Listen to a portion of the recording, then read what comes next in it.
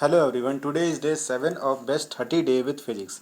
In this video, we are going to study Class 10 Science, Chapter 13, Magnetic Effect of Electric Current. Topics to be covered in the chapter: magnetic field and field lines, magnetic field of bar magnet, right hand thumb rule, magnetic field due to current passing through a straight wire solenoid, Fleming left hand rule, Fleming right hand rule, electric motor, electromagnetic induction, electric generator, domestic electric circuits. तो ये सारे topics हमें इस chapter के अंदर cover करने हैं। आइए पढ़ते हैं। मैग्नेट किसे कहते हैं? Magnet is any substance that attract iron और आयरन लाइक मटेरियल। मैग्नेट कोई भी ऐसा सब्सटेंस हो सकता है जो एक मैग्नेट को या फिर मैग्नेट जैसे मटेरियल, आयरन के मटेरियल को रिपेल करता हो, अट्रैक्ट करता हो। Magnet have some property, magnet की कुछ अपनी प्रॉपर्टीज होती हैं। Every magnet has two poles, north and south pole. ये सारे मैग्नेट्स आप देख रहे होंगे। ये बार मैग्नेट है, ये यू शेप मैग्नेट है, ये रिंग मैग्नेट है और ये हॉर्सशू शेप मैग्नेट है। इन सभी मैग्नेट्स की दो पोल्स हैं, एक नॉर्थ पोल है और दूसरा साउथ पोल है। सेम ऐसे ही like poles repel each other and unlike poles attract each other. अगर लाइक पोल्स हैं, अगर एक जैसे पोल्स हैं, जैसे साउथ पोल और साउथ पोल एक जैसे पोल्स हैं, तो ये पोल्स आपस में एक दूसरे से दूर जाते हैं। नॉर्थ पोल और नॉर्थ पोल आपस में एक दूसरे से दूर जाते हैं। लेकिन अगर लाइक पोल्स नहीं है, अलग अलग पोल्स हैं, तो ये मैग्नेट आपस में अट्रैक्ट करते हैं। Magnet have some other properties. A freely suspended bar magnet aligns itself in nearly north-south direction with its north pole towards north direction and south pole towards south direction. इसको experimentally हमने देखा है कि ये हमने एक बार मैग्नेट धागे से बांध दिया है एक वुडन स्टैंड के साथ। तो अगर यहाँ पे कोई एयर नहीं चल रही और एयर स्टिल है, तो ये मैग्नेट अपने आप ही नॉर्थ साउथ डायरेक्शन में आके रुक जाएगा। यानी मैग्नेट का इस्तेमाल हम नॉर्थ साउथ डायरेक्शन को फाइंड आउट करने के लिए करते हैं। अगर हम नॉर्थ साउथ डायरेक्शन को फाइंड आउट करेंगे तो हम डिफरेंट डायरेक्शन को फाइंड आउट कर सकते हैं। तो यहाँ पे एक मैग्नेटिक कंपास है, यहाँ पे बीच में नॉड होता है जिसके ऊपर एक छोटा सा मैग्नेट लगा होता है। उस मैग्नेट के वजह से ये जो निडल है वो नॉर्थ साउथ में आके रुकी हुई है। अगर ये कंपास किसी दूसरे मैग्नेट के आसपास होती है तो ये अट्रैक्शन और रिपल्सन के कारण इसकी जो मेन पोजीशन है नॉर्थ साउथ डायरेक्शन, वो थोड़ी सी लेफ्ट साइड में डिफ्लेक्ट हो गई है। Magnetic effect of electric current, और यही हमारे इस चैप्टर का नाम है।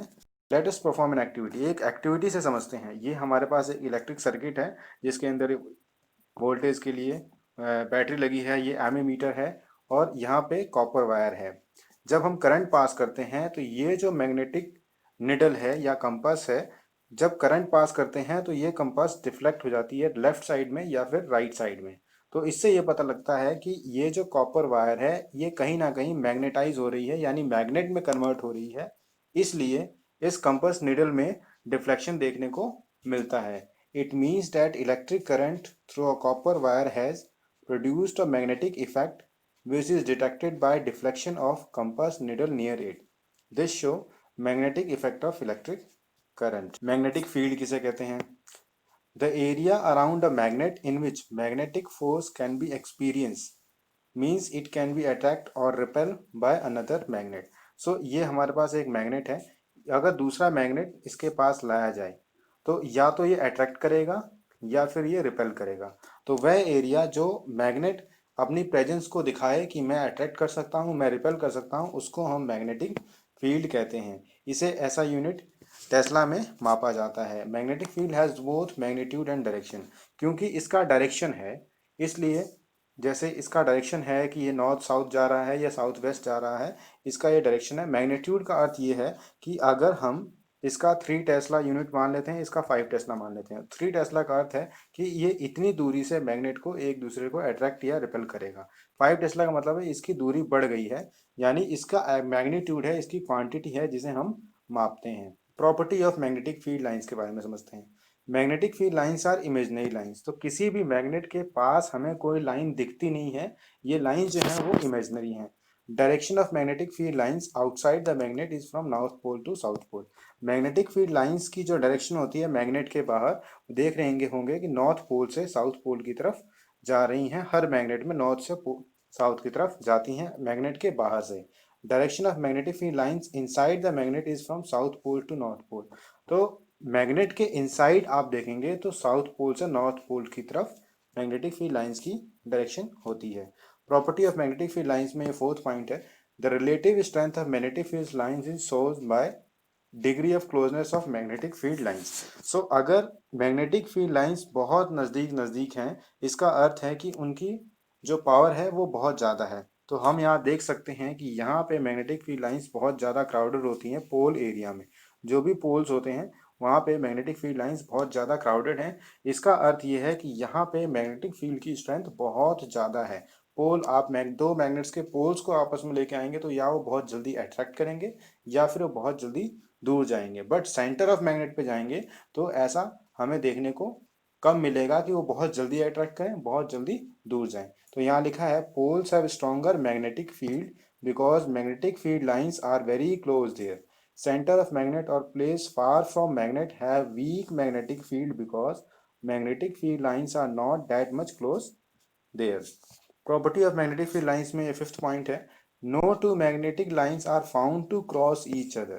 If they did it would mean that a point of intersection the compass needle would point towards two direction which is not possible. तो यहाँ पे कोई भी मैग्नेटिक फील्ड लाइंस जो है, मान लीजिए ये हमारे पास नॉर्थ और साउथ में है, तो मैग्नेटिक फील्ड लाइंस ऐसे करके यहाँ आ रही हैं, ऐसे करके यहाँ आ रही हैं नॉर्थ साउथ डायरेक्शन में। कोई भी मैग्नेटिक फील्ड लाइंस जो है वो एक दूसरे को ऐसे करके क्रॉस करके नहीं आ रही है। मतलब यहाँ पे जो क्रॉस है वो नहीं हो रहा है। अगर क्रॉस होगा तो यहाँ पे कंपास नीडल की डायरेक्शन मान लीजिए यहाँ है, तो यहाँ पे कंपास नीडल की डायरेक्शन ऐसे हो जाएगी। अगर ऐसा हो सकता है तो फिर ये इम्पॉसिबल है, क्योंकि एक ही नीडल दो डायरेक्शन में एक ही पॉइंट पे नहीं दिखा सकती। और यही इंपॉर्टेंट है, एग्जाम में यही सबसे ज़्यादा पूछा जाता है कि मैग्नेटिक फील्ड लाइंस आपस में इंटरसेक्ट क्यों नहीं करती। मैग्नेटिक फील्ड अराउंड अ बार मैग्नेट। अब बार मैग्नेट जो होता है एक लेफ्ट राइट मैग्नेट होता है जो एक रेक्टेंगुलर शेप में होता है, उसको हम बार मैग्नेट कहते हैं। बार मैग्नेट में फिर वही है, नॉर्थ से साउथ पोल की तरफ जाती हैं, यहाँ पे क्राउडेड होता है, और जो सेंटर ऑफ मैग्नेट होता है वहाँ पे इतना क्राउडेड नहीं होता। आपके लिए मैं एक क्वेश्चन लाया हूँ, what happens when a bar magnet break at the centre. ये हमारे पास एक मैग्नेट है, अगर यहाँ से ये ब्रेक हो जाए तो फिर क्या होगा, आप इसका आंसर कमेंट्स में लिख सकते हैं। Thanks for watching, do like share comment and subscribe the channel for further learning. अगले वीडियो के अंदर right hand thumb rule, magnetic field due to current through straight wire and circular loop और solenoid के बारे में पढ़ेंगे। Thank you very much.